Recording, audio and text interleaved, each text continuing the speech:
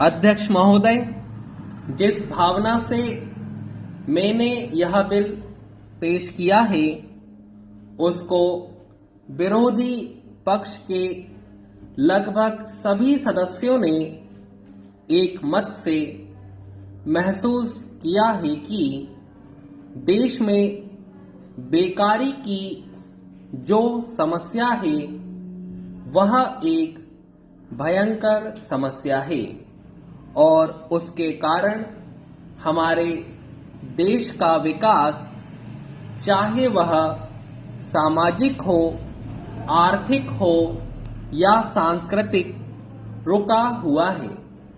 और ऐसी स्थिति में हम आगे बढ़ नहीं सकते हैं। इसी प्रकार से इस परिस्थिति का निर्माण हम पिछले 54 वर्षों से देख रहे हैं। मंत्री महोदय ने यहाँ पर अभी कहा कि राष्ट्रपति इस काम को नहीं कर सकते हैं क्योंकि वह उनके अधिकार के बाहर है।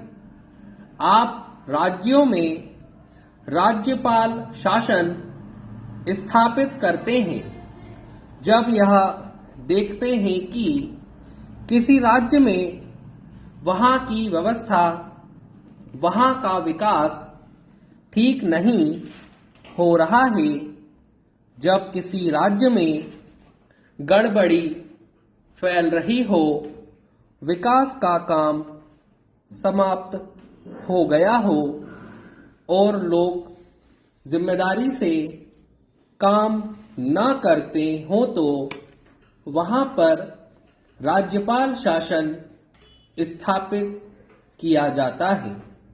ऐसे बहुत से उदाहरण हमारे देश में मौजूद हैं।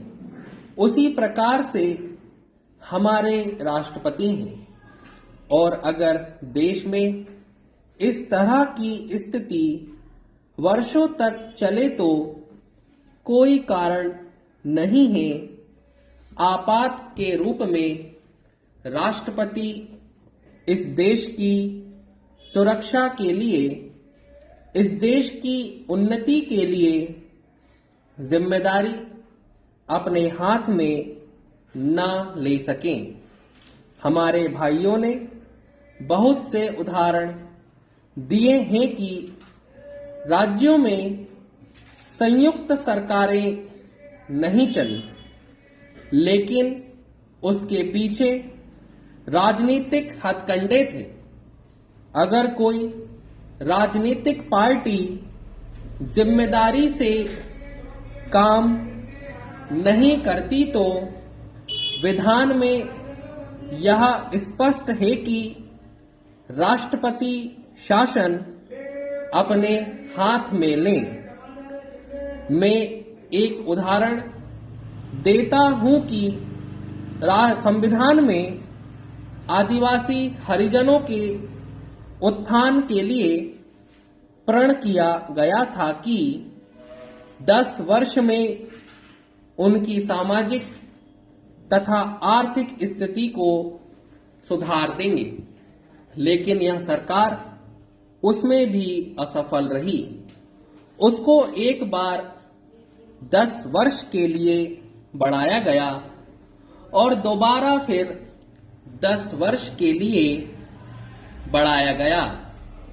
इसी तरह से उसको बढ़ाते जा रहे हैं, लेकिन उनकी आर्थिक और सामाजिक स्थिति उन्नति आप नहीं कर पाए हैं। इस काम में सरकार बिल्कुल असफल हुई है।